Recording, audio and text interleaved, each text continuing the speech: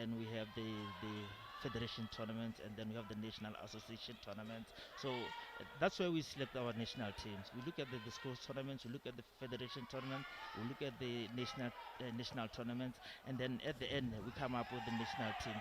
So the kind of tournament that we have there is quite a big tournament that sometimes we invite people from, like Escalante is here, sometimes we invite people from World Karate Federation to come to Botswana to train our referees. So I would say our referees are one of the best in Southern Africa. So if you like for example, next year we are going to hold this kind of tournament in Botswana. So even when we hold this kind of tournament, I think we are here to learn how do you organize such a big tournament. So we are also here to benchmark with the how Rwanda Karate Federation did. So I think our tournaments will be more successful because look at the fact that we also brought the local organizing LOC member, LOC chairperson here for benchmarking, and I think he made a lot of people here to try to guide him on how to make this Africa Championship a success in Botswana next year. From your point of view, what do you think the Botswana Karate Federation should learn from Rwanda when it comes especially to the organization of this championship?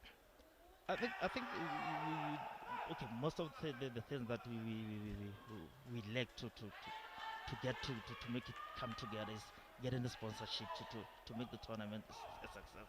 I think the government of Botswana has to also look at how the Rwandan people managed to secure funds. I don't know how much they secured, but by just looking at the championship, I think it's a good championship.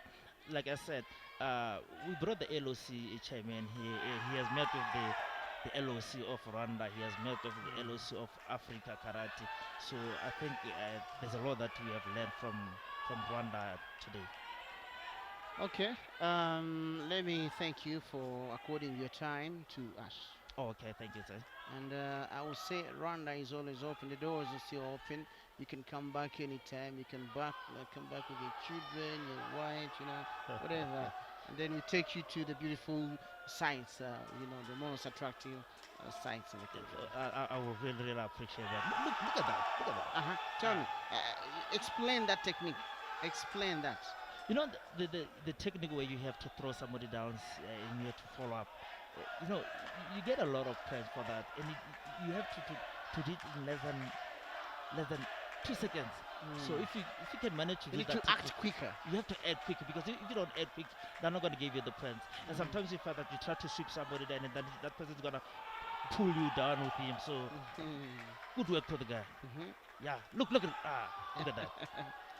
So I think the guy knows that the South African guy, he's kind of weak in terms of having to be stable down. So he's going to sweep him. I'm telling you this. That wasn't the last sweep. More still to come. Maybe the fact that this guy is tall. How is it going to help him? Being tall is an advantage. If you look at people from Southern Africa, we are short, and if you look at people from Senegal and the Arab people, Congolese, they are tall people. Being tall is an advantage in karate, especially in Kumite, but in Kata it can also be a disadvantage. So I think being tall is a good advantage for this guy because when your hands are long, then your opponent's hand can always reach first. How is it an advantage over the shorter guys? The thing is, the way you keep your guts, keep your opponent far from you, and for your opponent to come to you, you have to pass through that guard first. So it's very difficult for a short person to attack a long person. And look at that. The person comes and that one just throw the punch and him. Let's just look at that. Can you talk about the aggressiveness of both the players who are now on the pitch now? The blue belt. The blue belt is very agile, and the most important thing in karate is that you have to score first. Because if you score first, you're going to put your opponent on pressure for him to attack you, and then that's when you're going to materialize with him attacking, and you're going to counter-attack him. So it's important that you score first.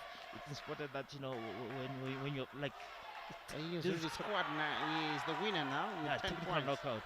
Uh-huh. It's called technical knockout. Uh-huh. 8 points difference. It's a technical knockout. Yeah, 10 Look at the sweep. points. Look at the sweep. Look, wow. Yeah, that's the slow motion. Yeah. The way what made him get to the point of. He was like